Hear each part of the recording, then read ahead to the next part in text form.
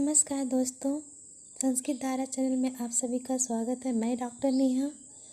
आज हम लोग संस्कृत के महाविद्वान महाकवि कालिदास के जीवन परिचय के विषय में जानेंगे।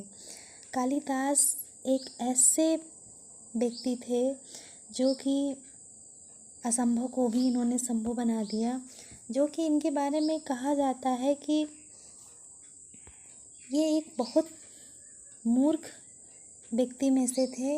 ये एक ऐसे व्यक्ति थे कि जिस डाल पर बैठते थे उसी डाल को काट रहे थे। और ऐसा मूर्ख व्यक्ति आज कवियों में महाकवि कालिदास बन गए, जिनके आज हम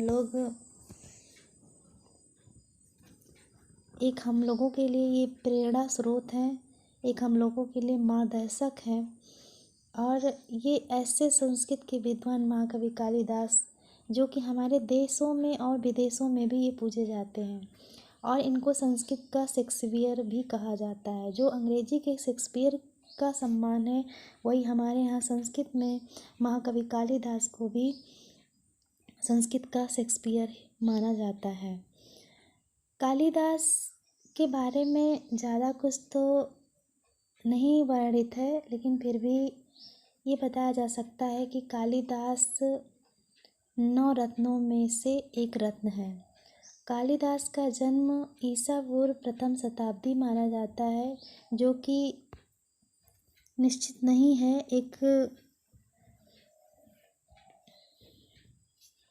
एक वो माना गया है, इसका कोई निश्चित प्रमाण नहीं है। और ये उज्जैनी के रहने वाले हैं। इसमें भी कुछ विद्वानों के अलग अलग मत हैं। कुछ विद्वान इनको उज्जैनी का मानते हैं और कुछ विद्वान इनको कश्मीरी या बंगाली भी मानते हैं।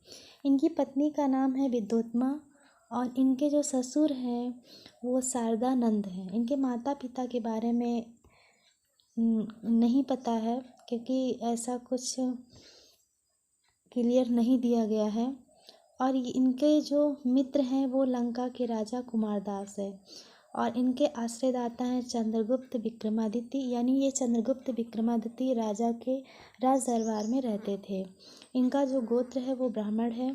इनकी जो रचनाएं हैं वो 7 रचनाएं हैं, जिसके बारे में बताया गया है कि कहा जाता है कि इनकी प्रथम रचना है ऋतुसंहार।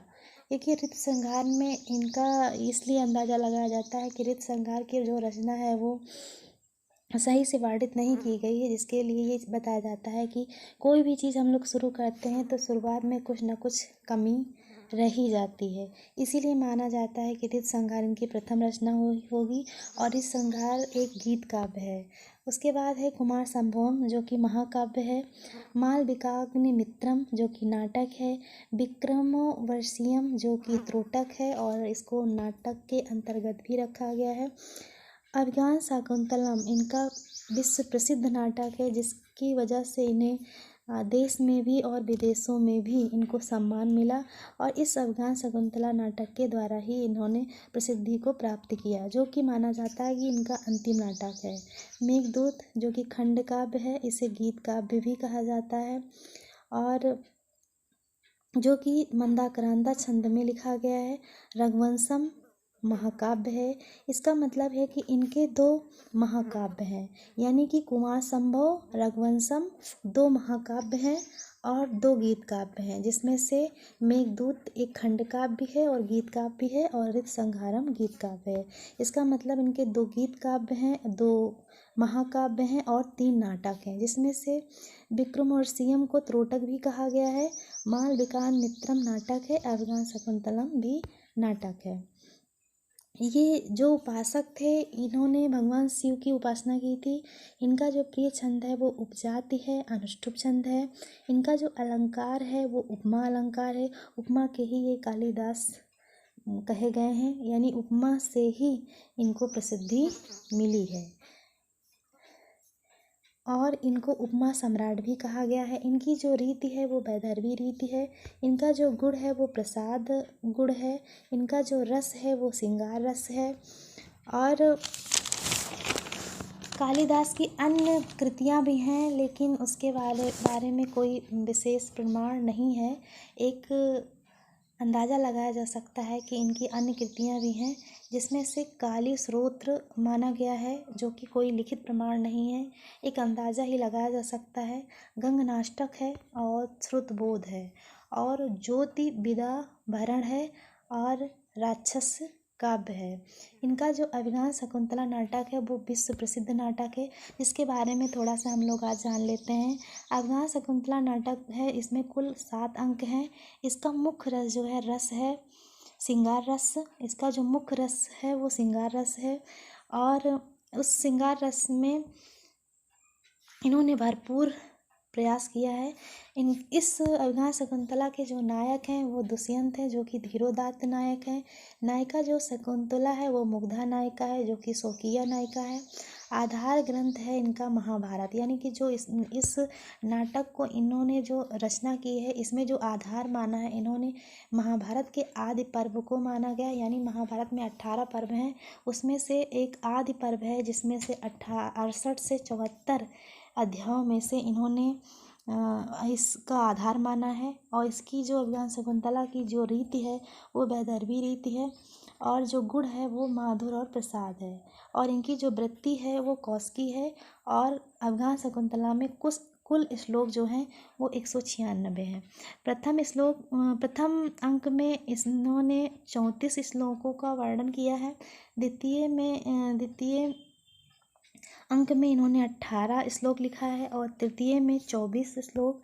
चतुर्थ जो इनका विश्व प्रसिद्ध यानी अभिज्ञान शकुंतला में जो नाटक में भी अभिज्ञान शकुंतला नाटक और उस अभिज्ञान शकुंतला नाटक में भी चतुर्थ अंक इनके लिए प्रसिद्धि का कारण बना। चतुर्थ अंक में 22 श्लोक हैं, पंचम अंक में 31 श्लोक हैं, षष्ठ अंक में 32 श्लोक हैं और सप्तम अंक में 35 श्लोक हैं। जो प्रथम अंक है इसको आश्रम प्रवेश भी कहा गया है, जो द्वितीय अंक है इसको आश्रम निवेश भी कहा गया है, जो तृतीय अंक है इसको मिलन भी कहा गया है और जो चौथा अंक है इसको विदा भी कहा गया है।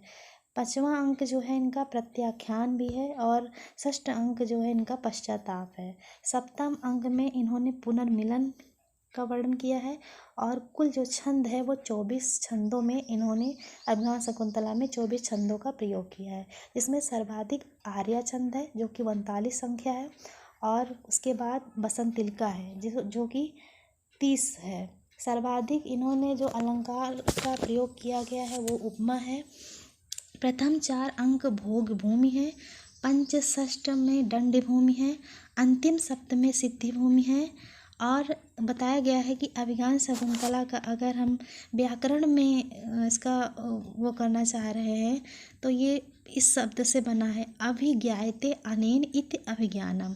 अभिज्ञायते अनेन इति अभिज्ञानम।